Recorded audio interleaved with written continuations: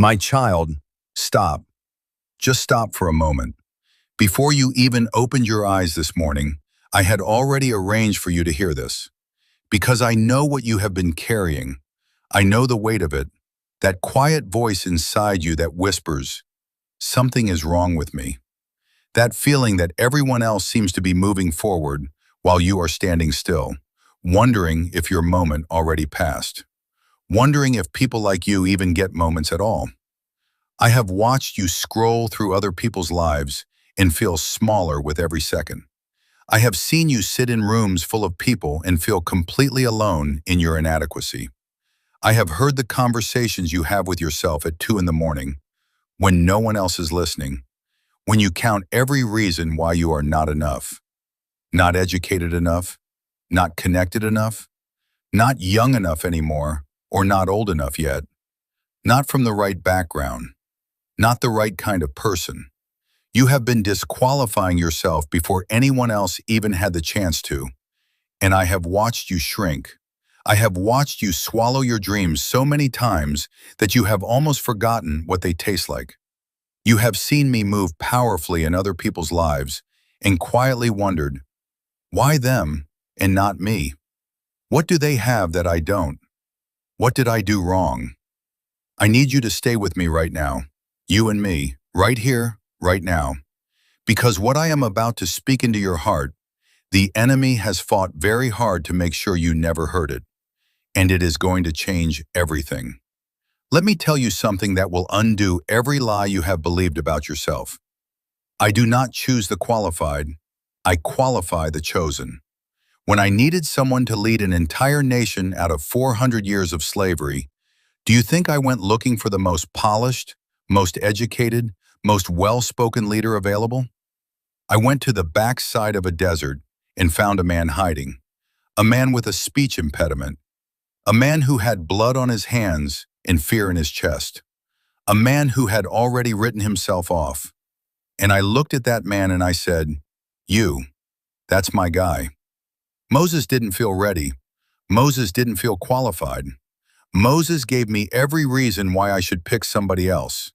And I said, I know. Go anyway. I'll be with your mouth. When I needed a king for Israel, I didn't go to the palace.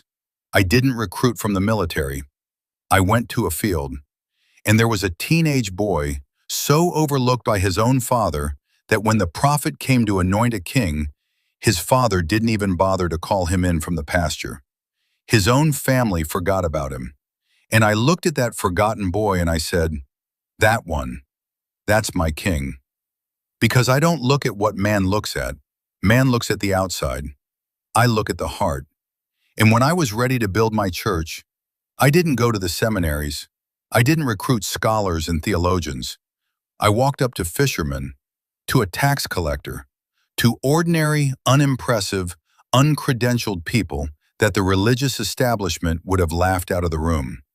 And those are the ones who turn the world upside down. Do you see the pattern? Everything the world told you disqualifies you, I have used as a qualification. Your broken background, your late start, your failures, your obscurity. These are not strikes against you in my economy. These are exactly the kinds of conditions I do my best work in. Because when someone who was never supposed to make it, makes it, everybody in the room knows it wasn't them. It was me.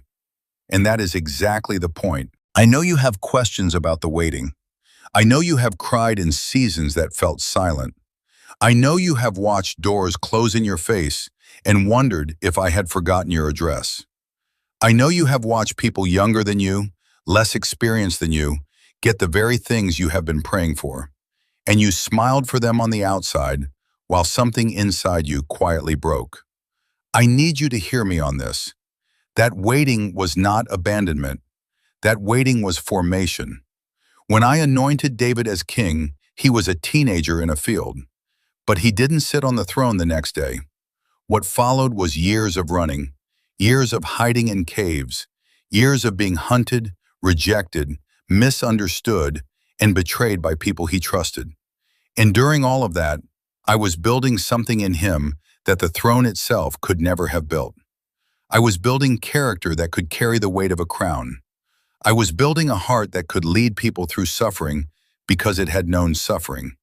I was building a man who would not be destroyed by power because he had learned to find everything he needed in me before power ever arrived. If I had given you certain things before this season, they would have undone you.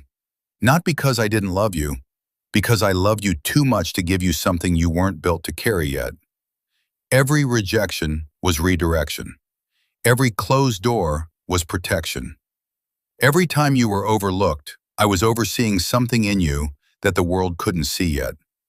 The very things that made you feel behind were the things I was using to prepare you, building depth in you, building trust in you, building a dependency on me that success alone never produces. You have been in your wilderness, and I want you to know nothing that happened in that wilderness was wasted. Not one tear, not one sleepless night, not one moment of feeling invisible. I was using all of it. I was building all of it into something, and what I build holds.